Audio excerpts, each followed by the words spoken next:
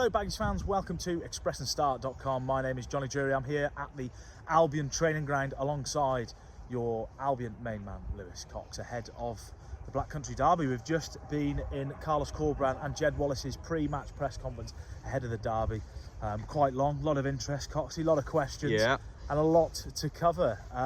The excitement has been building now for the game, you know, for a number of days, for some fans for a week or so since the Wolves replay against Brentford. Carlos Corberan talked at length about it today, didn't he? Talked about understanding the emotion of the occasion, but as we know, ultimate professional Carlos Corberan, and he's going to be tackling this just as he tackles every other game. Yeah, he knows.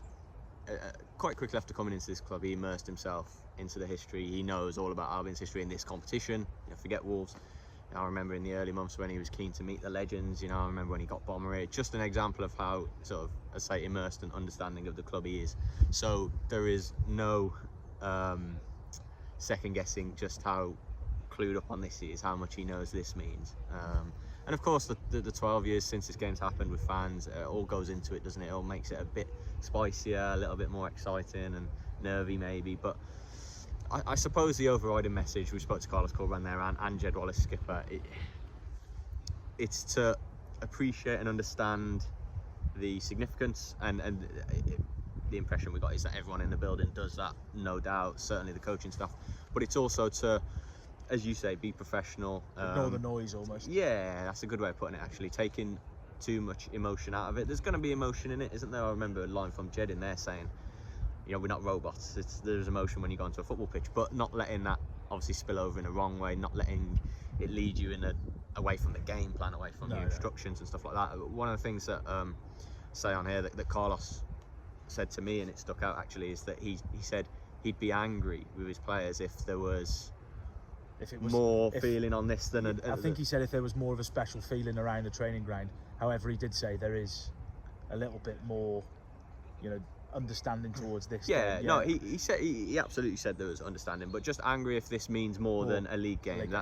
Because I suppose to fans, yes, even though the bigger picture of the league is all important, obviously we know, and pushing for promotion, but so for fans, absolutely we get it, and we're living it, and we've done the build up and all that. But for the players, they can't let it happen, can they? Each game has to have its own significance. That's how you be successful. That's basically what he said, and it's a difficult one for him to balance and measure, I suppose, while getting the appreciation of this significance. But I think once probably Saturday comes and goes and you get to Sunday morning and the players get to the stadium and everything feels a little bit exciting and a little bit, this build-up started early, and the players will feel it themselves, won't they? And they all know they've all had to dish tickets out early this week, haven't they? And they've had demanding family and friends, and the ones that live local. As all of us have. Carlos has said, he's had it in the street, and Jed said the same there on the school run.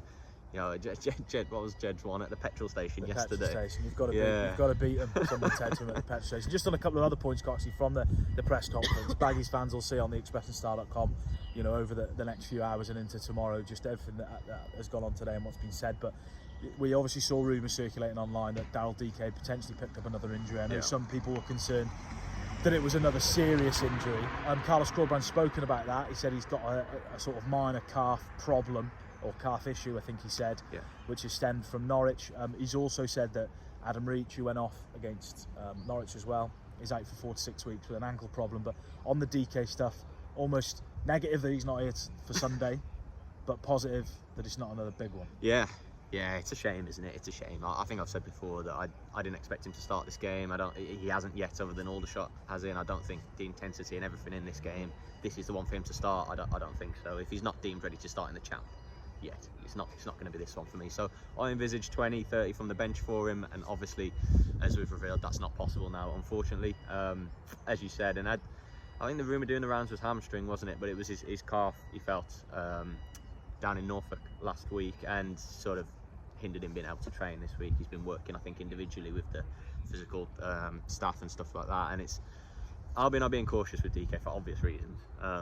They're taking every caution, and it's, as you say, rightly say, good news that it's not, it's not a bad pull or a tear. This is just a tweak, just a little twinge. And the work, game aside, Sunday aside, with DK and the staff, is to ensure that they do everything right to ensure this is no more than a minor thing. And if obviously Blues is the game after, isn't it, in the Championship next week, the following weekend, and if, say, he misses that, say that's the only game he has to be sidelined from, or hopefully, ideally, he's available for that. It's a shame it's this one, don't get me wrong, it's a shame, but that's this season, isn't it, and players available, certainly in attack. Yeah, just one final point. We had the really good news at lunchtime today, or this morning even, that Tom Fellows has signed a new 3.5-year contract. A lot of rumours linking him. I know Everton were one club that were said to be interested in him. He was going to be out of contract in the summer, but they've tied him down to a deal.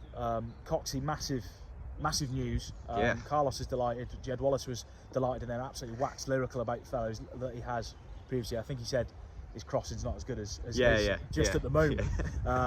But from a Carlos, he says he needs to slow down because Jed's worried about his place in the side. He said he'd be watching him from the sideline, I think he said. But just finally on that, it's been a fantastic few months for Fellows. You know, Carlos Corberan said that it's great to see, you know, the fans love someone coming through from the academy and doing so well. You know, a 3-year deal, 3.5-year deal today. It's just almost set up for him on Sunday to bag the winner. Yeah. I mean, you in this week. Wishful thinking. No. I like it. I love it. Don't get me wrong. You've gone big this week, and I love so on Fellows making a difference. Hopefully, I mean, I said Dike, so that's already wrong, isn't it? Great work. I think I said on the podcast that Dike would score a last-minute equaliser. Well, that's also gone out the window as well. But on Fellows, I hope, and I agree with you, that he starts. I really hope he starts. I really hope it's Fellows one side, Wallace the other, and Swift. However, I do think there's a world where it might be Wallace one side, it might be Swift, and I've seen some people talk about the possibility of Chalobah as a third central midfielder. Yeah. And on that note, Okay Yukushlu should be okay. Carlos has spoken about him, hasn't he, and that back spasm, and they're just monitoring it, but he should be fine. So Chalobah as a third midfielder in there, just as that extra physicality, extra legs, cover more ground, a bit more, look, clearly defensive than Swift or Fellows or however it is. So I want to see Fellows one side, Wallace the other, and that's ultra attacking, isn't it, with Swift there as well and Thomas Asante. But is it the right call against Premier League opposition? I don't know. I'd like to see it, but I could see a world where a head coach opts for that bit more security and steel in midfield. So we'll see. On Fellows himself, fantastic news, isn't it? Achilles heel of Albion for how long now? More than 5 years, probably 5 to 10 years of losing stars for nothing. Obviously academy staff going to Villa, players left, right and centre leaving the club for next to nothing, certainly relative to their talent. So brilliant to have him tied down on the basis that his contract was up in the summer. Yeah, and then you're working on very little, aren't you? Next to nothing. So it's more so protected the value. The club's interested in him. If he keeps progressing as he is, clubs will remain interested in him. But Albion are secured financially at least, aren't they? If they have to move him on whenever, you know, hopefully, well, it won't be this month, will it? And yeah, hopefully in an ideal world it won't be the summer, but it's all about Albion protecting themselves with costs and finances, isn't it? So yeah, but delighted because it's been a real pleasure over the last 6 months, hasn't it, to see him in pre-season first, and then since October really from the bench. Jed Wallace said to us that he's basically come out of nowhere, hasn't he? Which is sort of true considering he was sort of down there in bottom end of League 2 last season, wasn't it? And before we sign off, I just thought it was worth saying, obviously we're digging and asking the questions as it stands. We've seen reports emerge while we're in there, actually, unfortunately, after Carlos had gone, about a West Ham forward, Callum Marshall, I think, 19-year-old from West Ham Academy, being linked with Albion, apparently signing a contract there and coming on loan here, which is very interesting. I believe from what I've read, he's an out-and-out striker. From the very brief look I've had online, his goal record at 21s level for West Ham is outrageous, but I haven't been able to dig into that yet and get the steer on whether that's actually happening, but obviously reports online suggest it's all but done, you know, very highly rated. So that's, I mean, you know, almost, we've got Dike, we've got the derby, but almost out of nowhere it looks like we could potentially have the second January recruit of the window and more firepower, which is interesting, isn't it? We know Madge is out, and yeah, so one we will be monitoring as the afternoon goes on to add to our list of stuff to do, so we should probably go.